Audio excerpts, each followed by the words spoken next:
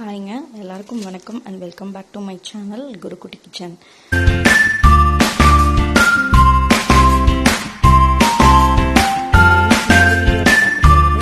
ஒரு சுக்கரீஸ்வரர் டெம்பிள் பற்றி தான் பார்க்க போகிறோம்.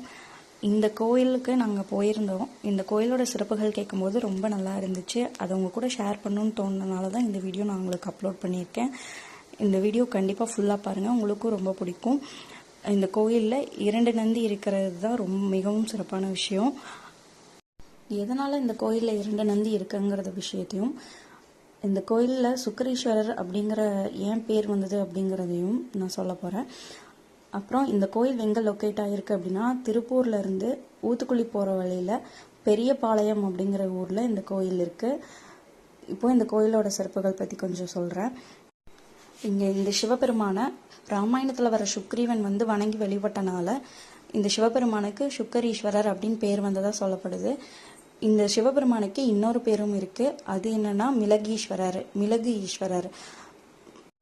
எதனால் மிளகு ஈஸ்வரர் அப்படின்னு பேர் வந்தது அப்படின்னா, இந்த கோவில் வழியாக ஒரு மிளகு வியாபாரி ஒருவர் மிளகு மூட்டைங்களை ஏற்றிட்டு இந்த கோயில் வழியாக செல்லும்போது இந்த சிவபெருமான் வேலையாள் வேடத்தில் போய் உள்ள மூட்டையில் என்ன இருக்கு ஐயா அப்படின்னு கேட்டப்போ, அந்த வியாபாரி மிளகு விலை அப்போ ஜாஸ்தியாக இருந்தங்காட்டி உள்ள வெறும் பாசிப்பயிறு தான் இருக்கு அப்படின்னு சொல்லிட்டாரு. சொன்னவும் அப்படியா சரி போங்கன்னு அந்த வேலையால் சொல்லி அனுப்பிட்டாங்க.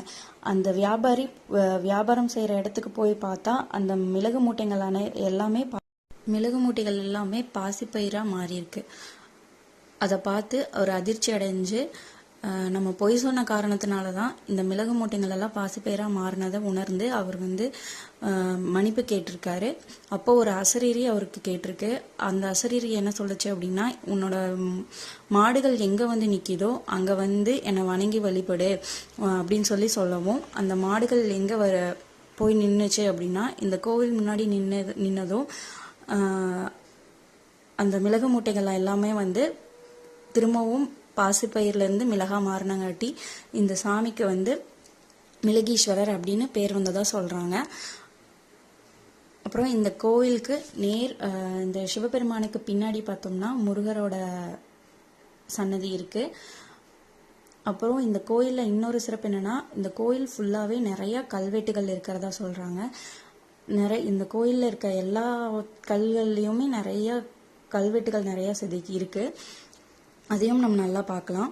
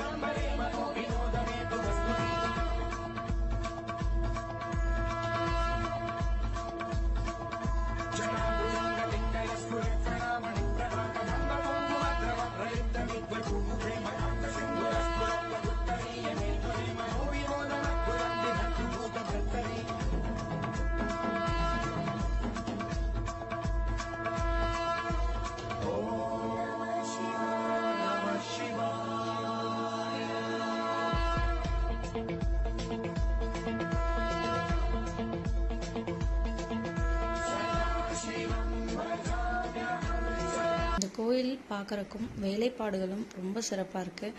கண்டிப்பாக உங்களுக்கு வாய்ப்பு கிடைக்கும் போது நீங்களும் ஒரு டைம் இந்த கோயிலுக்கு வந்து பாருங்கள்.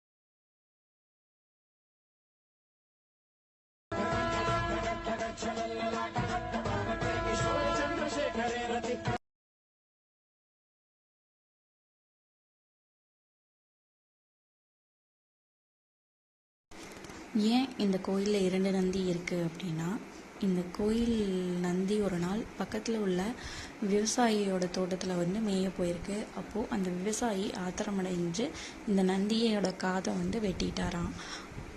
மறுநாள் வந்து பார்த்தா கோவில் நந்தியோட காதுலேருந்து ரத்தம் வந்துதான். அப்போ தான் அவர் வந்து நம்ம தோட்டத்துக்கு மேய வந்த கோவில் நந்தி காதை வந்து நம்ம வெட்டிட்டோங்கிறத உணர்ந்து இன்னொரு புதிய நந்தி வாங்கி பிரதிஷ்டை பண்ணியிருக்காங்க. மறுநாள் வந்து பார்த்தா பழைய நந்தி முன்னாடியும் புதிய நந்தி பின்னாடியும் இருந்தது சொல்லப்படுது. நல்லா பார்த்தீங்கன்னா தெரியும், பழைய நந்தியோட காது இருக்காது, கொம்பும் காதும் இருக்காது. புதிய நந்தி வந்து 2ம் இருக்கும்.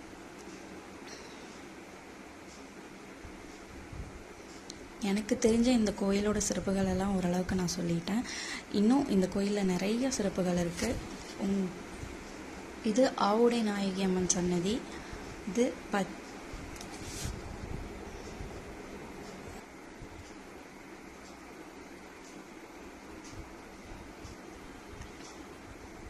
அப்புறம் இன்னொன்று சொல்ல மறந்துட்டேன், இந்த கோவிலில் மிளகு வச்சு வழிபட்டால் நம்ம உடம்புகளில் இருக்க மருவெல்லாம் போயிடும் அப்படிங்கிறது ஒரு நம்பிக்கை.